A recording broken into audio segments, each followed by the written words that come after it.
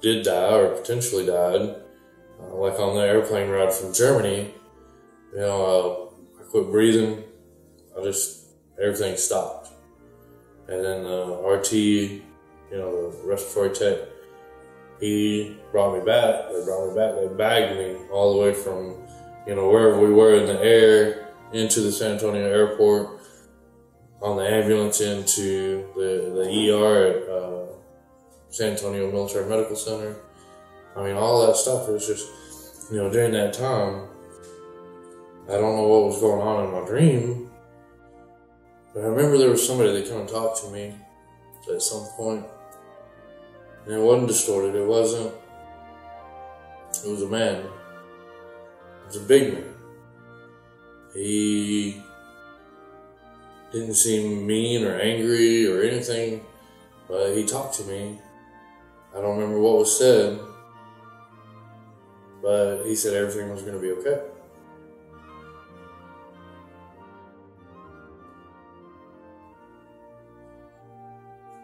I believed you. I don't think I've shared that with anybody.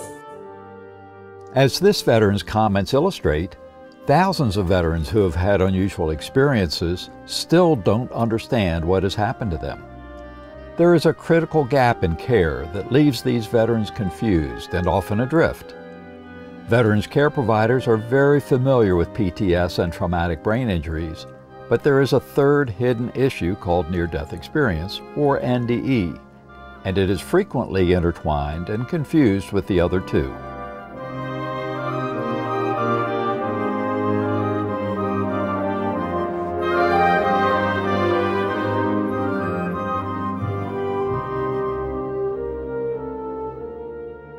I first learned about near-death experiences from a patient in Vietnam. I didn't know it was a near-death experience at the time because it was 1969 and we didn't really talk about it or have anything written. But he called me over to his bed in the middle of the night one night and started to tell me about this experience he had when he was injured.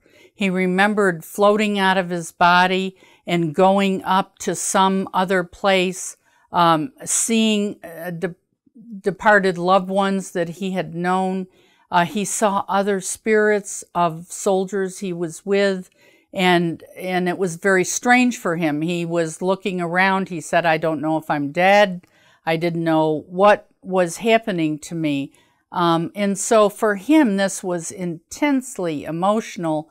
And he kept saying, this is the realest thing I've ever had happen to me. So I turned to look at my arm, and what I see is my shirt flat. And I'm going, well, where'd my arm go? And I look down, and my hand is resting on top of my boot. And I'm thinking, well, that's not right. That's not right. So I reached down and picked my arm up. And looking around, and that's when this black and white checkered cloud started to come over to me, buzzing. I couldn't figure out what it was, but I knew that if it completed the horizon, it'd kill me. So I'm trying to figure out what it is. And that's when my military training kicked in, and I realized I'm going into shock. And then in my mind, I composed a message burst. God, I'm bleeding to death here. I'm 19. I'm really scared. The medic can't do anything. Nobody can get to me. I'm dying. I'm just absolutely, please help, please. Wherever you are, spare me a minute. I need help. And I reached down, and in my mind, I hit the transmit button. And the minute I sent that message out, I was jerked out of my body. And it was so fast, it was a blink of an eye, it was over. And I'm floating in a cloud-like area with clouds around me, and I'm trying to figure out what happened. It seemed like I was hovering over my body during a surgery. It was really weird. It's like I could see my body, and I was thinking, wow, that's me, and what are they doing to me? And I'm trying to figure out where I'm at. And then this feeling comes to me. And it's a feeling, now I know it was unconditional love. It felt like it was the end of the life of the universe. And I was so precious that I was being loved, held, and cradled by every mother that ever lived everywhere, every when, all at once. And I was just dumbfounded. I couldn't believe what I was experiencing. He said, I know you don't understand, Glenn. He said, this will help you understand. And way off in the distance, a light went on. And the light came around and made a elliptical orbit. And as it made the turn, I'm thinking, this thing's getting bigger. And as it turned, it started off and it just got huge. And I thought I was going to fly into it. And it got all around and it stopped, and there's streamers of white light, just beautiful white transparent light just streaming out. I'm seeing this golden white light, beautiful, magnificent, gigantic, pouring out energy. So all this stuff is happening. I'm seeing these things. And then it closed. This happened very quick. It closed. And then the sun went away, and as it went away, it got smaller and went off and disappeared. And at the same time that it goes off and disappears, I feel myself moving backwards at a low rate of speed, but faster. And the very last words were spoken to me was, "Now you know, Glenn," and boom, and I was back in my body. These are dramatic, perceptual, detailed, compelling experiences that, regardless of education or religious background, are taken as real by those who have them. These experiences are very common. They are not produced by prior religiosity. They are not produced by the spiritual inclinations of the client. They are not related to education. And this sample was better educated than the general population. None of the conventional explanations fit these experiences. It's time to change how we deal with them. I think it's critically important that military service members and veterans know that it's okay to talk about experiences that are outside the box of military thinking, because these types of experiences have tremendous capability of providing healing and comfort. I think it would be a tremendous benefit to the military and the VA to recognize NDEs in their service members. We would be able to help them help themselves if we could support them and let them own their own experiences. And there's all kinds of issues that they sometimes have that would be rectified. And of course, if we were able to do these kinds of things, it would save the VA money, it would save everybody money because there might be less time that they're there, and certainly they would have a better quality of care. So what is a near-death experience? Here is a brief definition. A near-death experience is a profound psychological event which transcends ordinary experience. It may occur to a person close to death or in a situation of physical or emotional crisis. Being in a life-threatening situation does not by itself constitute an NDE. Although NDEs transcend ordinary experience, they are normal and fairly common, especially among combat veterans. They also present a recognizable pattern of common features. Some of the characteristics of a near-death experience are the sense of lifting out of your body, the sense of having a separation of pain, seeing departed loved ones, seeing other spiritual beings, feeling a sense of complete joy, being surrounded by just a bright, bright light that is indescribable, and feeling the sense of peace and love. People will talk about it's all about love. It's the most content they'd ever felt. And so many of those things come together, and they'll tell you about the sense also of going back into their body. They see different colors when they're on the other side. They hear different music, none of which we have here.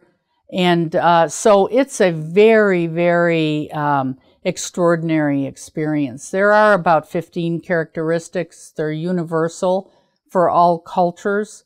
And you can have 1 or you can have 5 or 15 and still have a near-death experience. Most NDEs are reassuring, but not all of them are pleasant. Some have frightening content. Sometimes people have an unpleasant experience or experience that doesn't conform in every way to what they were told what they thought was going to happen in a near-death experience. And they wonder, why didn't I have that type of blissful experience? Is something wrong with me? One of the places that I was in this dream, or in that, reality, whatever you want to call it, it was, I don't know, it looked like something out of a horror movie, but it was like there was this big dark well, and you knew it had to be an abyss, or you knew it had to be bottomless at some point. And I kept thinking, I can't fall in that hole. I don't want to fall in that hole, because I could just imagine me, like falling forever and ever and ever. Shiloh's distressing NDE was later followed by more positive experiences. Whether pleasant or challenging, soldiers and veterans who feel compelled to hide their NDEs may experience greater difficulties. It's harmful for people not to talk about things that are profoundly important to them, because you're having to repress it. Repression in one's life is not a good thing. It inhibits you from developing. It inhibits you from learning the lessons that you need to deal with. You go suppressing information like this, and your body is going to start objecting to it. Most people who have near-death experiences are fairly unprepared for them. And the experience itself is quite a shock and requires quite an adjustment. And they often feel a need to talk to people about this. And the type of response they get has a lot to do with how they adjust to the experience afterwards. If they get the message, either overtly or covertly, that this is a sign of mental illness or that they should not dare talk about this to people, they sometimes feel very badly about themselves and about having had this experience and become isolated and alienated from other people. Beyond that, there are problems that people sometimes have within themselves about the experience. For example, they may feel that because they no longer think and feel the way their peers do, maybe there's something wrong with them.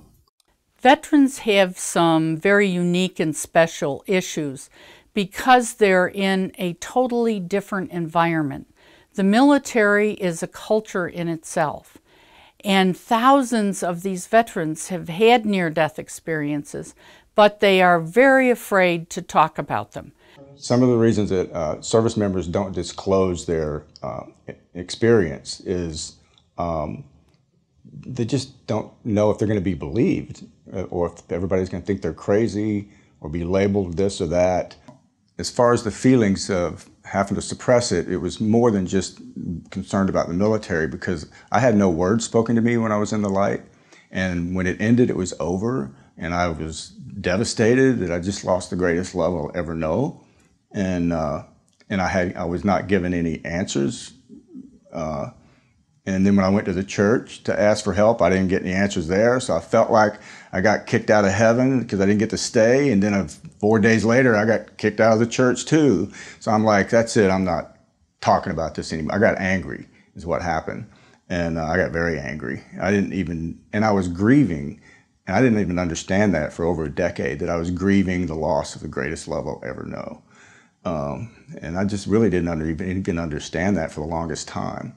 But I was very angry, and I just walked away from all of it. I didn't want anything to do with God. I didn't want anything to do with the church. And I just focused on my job in the military and went and did that. But it created problems that come out in other ways, and it ended up costing me a marriage. There was alcohol abuse, and it was not good. It was very difficult to adapt. And if they're not able to talk about it and they feel that they have to suppress it, then we run the same dangers we see in post-traumatic stress disorder, where if they're able to talk about something that they've seen that is stressful for them, research shows that post-traumatic stress disorder the chance of them having it is diminished. And in the same way, if our veterans are able to talk about something unusual that happened to them when they were exposed to death, or their life was at risk, or they actually experienced sudden cardiac death, died and came back, then there's a better chance that they can integrate that and not have negative feelings associated with it. PTS and NDEs have similar roots in life-threatening or traumatic experiences. Many service members have both PTS and NDEs, although they are distinctly different. The difference between, from what I experienced, the post-traumatic stress versus the trauma of having had a spiritual experience and having to come back here, they're very similar in some ways, but they're different too. Just because for the post-traumatic stress one, when I was in the plane the second day when we did the refly, I didn't have any feelings of peace, joy, comfort when I was in the, like I was when I was in the light. And I didn't have that anxiety of immediately happening to me when the light went away. I just was in grief because I just lost a great love. But when I was having the refly the next day, it was raw terror. There's a difference. Intense anxiety, deep fear, and that wasn't the same thing I had. It's a different kind of stress, a different kind of trauma. It's more grief related, and just missing home and those kind of things, where the other one is just terror of being killed and not existing anymore. I now know that no matter what happens to my body, I will never stop existing. I don't have a belief system in an afterlife. I have absolute knowing. I was there. So I don't have to believe anything. I know. Oftentimes when I have clients who may have had post-traumatic stress disorder, in the process of talking about symptoms, what they're experiencing, I will explore a little bit more to say, did you have any unusual experiences that you think are unique to you or different than other people may have experienced? Most of the time they'll say no, but there have been occasions where people say, well, I had this thing and I think I was crazy, but I don't know. And that's when we start exploring the possibility of a near-death experience or a spiritually transformative experience. Sometimes doctors or healthcare workers who hear from a patient about a near-death experience will mistake this for a sign of mental illness. And they may be tempted to try to medicate this. And that does not make the near-death experience go away. Whereas medication will help someone get over a psychotic episode, it will not change the near-death experience. What it will do, perhaps, is give somebody the side effect of the medications, but it will not change their thinking that the NDE was a real event. Veterans with PTS may become fearfully hypervigilant, have flashbacks, nightmares, and hallucinations, avoid being reminded of the traumatic event, and may be helped by medication. On the other hand, veterans with NDEs may lose all fear of death, have unusual spiritual experiences, long to re-experience the transcendent event, and they are not helped by medication. It's not just about PTSD, it's about the whole human being. We're not just dealing with, this person just went to war, okay? If we don't understand the human being, I don't see how you even have a strong fighting community. Another source of confusion is that NDEs are often mistaken for hallucinations associated with mental illness.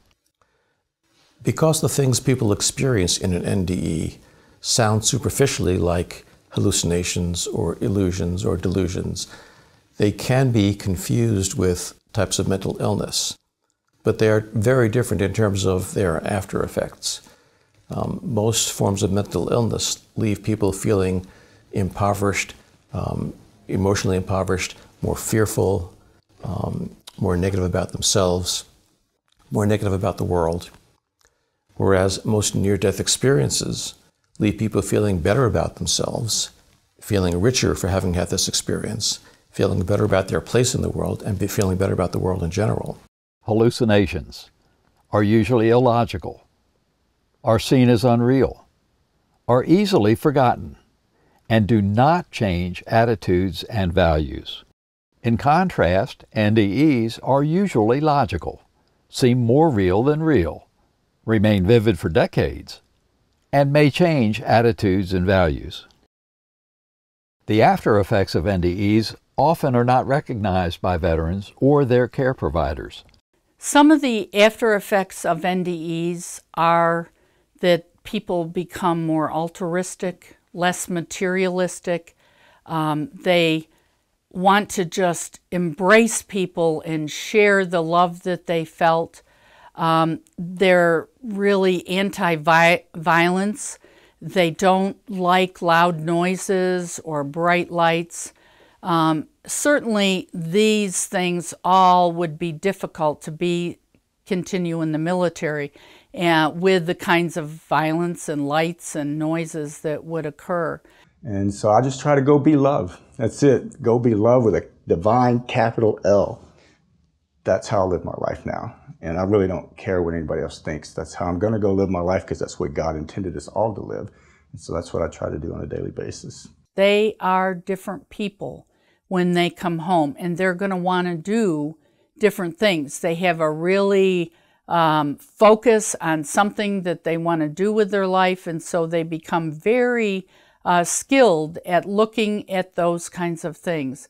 So all the relationship aspect of it is also difficult, because a wife expects her husband to come back exactly the same person. And they not only have all the military aspects of it, but they have the NDE aspects of it that are going to make it very different. And there are reports of a very high incidence of divorces after a near-death experience, when the experiencer has these tremendous changes in values and lifestyle, and the spouse doesn't have the same change. And sometimes the marriage doesn't survive that. Careers sometimes don't survive that. Multiple after effects may impact veterans' lives. For example, following an NDE, people may unexpectedly develop special psychic abilities. These new ways of knowing can be particularly confusing for veterans, their family members, counselors, and others. You know, because there's some things that happen where I can see the line. I mean, I can literally see a little line between this moment and the moment that's coming up. And then I'm like, I saw that coming. You know, I mean, I've always been fairly spiritual, but I really feel like I'm connected to another level of something. You know, I don't know what it is, not to sound hokey, you know, but it's like I see things happen. I see spirits. I see things that other people can't see. I know things that other people don't know. And sometimes I don't even really know that it's happening until it happens, or I know that I've dreamed it, or I know that I've seen it.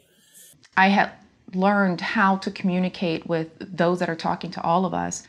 And so I started learning how to communicate with what I call my guides and say, I'm having this issue, help me. And I would get help instantaneously. It would just happen.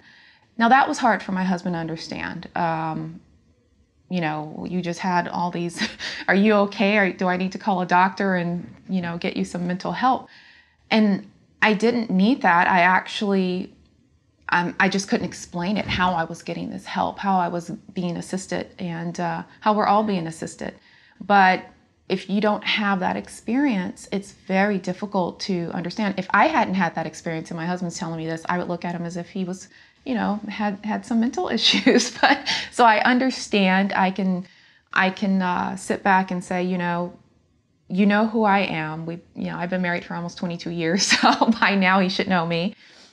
This is obviously new for me, and he did express that he does not understand it, but he's always there to listen. So I can't ask for much more. Although many after effects are positive, some after effects may plague veterans for years. You know, when I first started my recovery process after the incubation, and after the coma time period, I was scared to sleep because I was scared I wouldn't wake up, for one. Two, I was scared that I would be trapped in that alternate reality or that realm that I witnessed while I was incubated. So, you know, when I say I was scared I wouldn't wake up, it's not that I was scared of death. I was scared I'd be trapped. You know, I mean, I was scared that I would go back there and be stuck there. And I did not want that, ever. Because it was scary, dark, cold, helplessness. I mean, all these, you know, things that nobody wants in their life. It's all of that, you know, in a capsule. And it's just, there was times that as I was going through my recovery, I never had nightmares about my service. I never had nightmares, well, I shouldn't say never. I may have had nightmares about the explosion, but I don't really remember them, or I chose not to remember them. But the most relevant times of waking up in sweat or fear was those times when I would wake up after visiting that reality or that realm of darkness. And it was just, I'd wake up and not want to go back to sleep. Although some after effects may be difficult for families, in cases where the NDE is misdiagnosed, the after effects can be devastating. For example, Alma's father, who was a fighter pilot in the Korean War, had a profound NDE. Tragically, he was misdiagnosed, labeled mentally ill, and given shock treatments. I believe the root of my father's problem was that he so much loved this experience that he had with a being of light, as he later would disclose, and that he was not believed. It made him angry, it made him sad, and therefore he drank and was an angry father. I am, for the first time, feeling a great sense of relief just to be here today, to give honor to my father, who was just telling the truth all the time. And he was treated with such disrespect and disbelief, and as if he had a mental illness. And we've all, as adult children, I don't think we've ever gotten over that, because my father died as an alcoholic, and he had great moments in between. I daydream about my father having been listened to. I daydream about him having had a different life. I daydream about all of us having had different lives, just from that one simple act of him not being listened to and being accused of being mentally ill. Affected my whole family. And it's ironic. It's sadly and tragically ironic that an experience like the near-death experience, which is so health-promoting for those who have them, and could be health-promoting for those around them if they were allowed to speak freely about it and not be labeled as psychiatrically ill, that kind of experience can be the event that leads a person to be diagnosed as mentally ill and in need of treatment. It's really sad. Despite many challenges, veterans and military personnel can be helped if their NDEs are recognized, accepted, and validated by their care providers and others. So all you really have to do is ask in a very open-minded way whether someone's had an experience. And I would start that in a very general way. When someone has come back from a near-death event, say something general like, what do you remember about that event? Or what do you remember before you lost consciousness? And then what do you remember, what's the next thing you remember after that? The best advice I can offer to someone who is in the position of caring for our veterans, whether it is a counselor or a physician or a nurse, is to simply be present, to communicate that this is something that happens, to acknowledge that it did happen, to present yourself as someone who is willing to talk about it with them. So often, if we don't understand something, our tendency, our reaction is to simply step away or to sidestep it. And that's understandable. If you don't understand something, you don't necessarily feel comfortable in talking about it. But what I think is important to realize is we don't need to understand the hows and whys of what happens during a near-death experience because, well, we don't. We don't understand what happens. But what we do know is that something happened that means something to a veteran. And our sole purpose in that moment is to simply be present, to listen, to normalize it, and offer them an opportunity to talk about it. And when we do that, that's an incredible service to just be present and listen. And it's not required of us to interpret it for them. In fact, we're not qualified to interpret someone's very personal experience, but we are qualified to be present. We're qualified to create space. We're qualified to ask open and honest questions to help the experiencer understand what happened to them and to help them extract meaning from that experience. And they're the only ones who really can extract that meaning and incorporate it. When veterans are allowed to talk about and process their NDEs, their lives can be improved and they are able to function more effectively. So I was having a hard time dealing with some additional baggage that came into life, that we all go through. And so I was at the point where I was really suicidal because I felt like a failure, and I couldn't talk to nobody. And luckily I talked to Father Hal Zink at St. Ignatius Catholic Church in Austin. And for the first time, I told someone what I had gone through in Vietnam. Counseling can often be very helpful to someone who is having trouble adjusting after an NDE. Now, I should say that most near-death experiencers do not require any counseling. They're adjusting just fine to life after the NDE. But for those who are having difficulty, it may help to talk with a counselor about what specific things are giving you trouble with this. Is it your relationship to your family, to your friends? Is it the way your lifestyle is structured? Is it your job? Is it the role you find yourself in back in life? We find that many near-death experiencers get at least as much help from talking to other experiencers as they do from a professional counselor. And in fact, it's often very helpful to have groups of near-death experiencers talk together, share their experiences about what actually happened to them in the NDE and how they have adjusted to the problems coming back to life afterwards. Learning about NDEs can help those veterans who have had them. But learning about NDEs may help other service members and veterans as well. Even those who have not had these experiences, if they heard freely about them from those who have, would themselves be helped in terms of the things that they struggle with psychologically and spiritually in terms of combat and their experiences in combat. I have on numerous occasions used the near-death experience to help veterans in grief, in terminal illness, what it's going to be like to die, end-of-life situations, losing children, veterans who have been compromised in some way.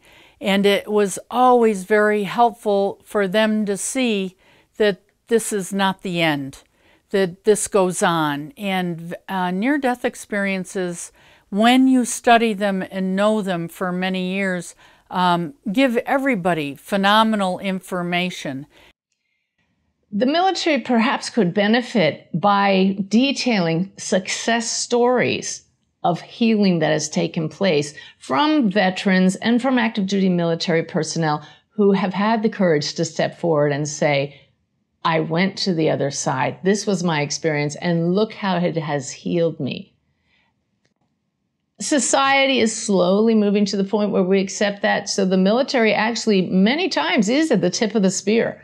If we can step forward and lead this charge and say, all right, if there's healing here, we're at least willing to address this issue and see, is there something to this that will help our valued service members to heal, to not take their own lives, to not feel guilty, then we need to be looking at that. Being able to tell my whole story now is cathartic in many ways. I'm much more relaxed. I'm more open. I'm more loving, kind, and I have no fear of that anymore, or worrying about what someone else might think. And so I don't know about health-wise. I would think if you're not living in anxiety, you're going to be, and you're more comfortable with who and what you are, you're just naturally going to have a healthier life. I know in the last year or so, my health has dramatically improved. I did struggle for years. I still struggle to a certain degree, but not like that. And I'm actually for the first time going to be able to play golf with my son. And I'm really thrilled about that.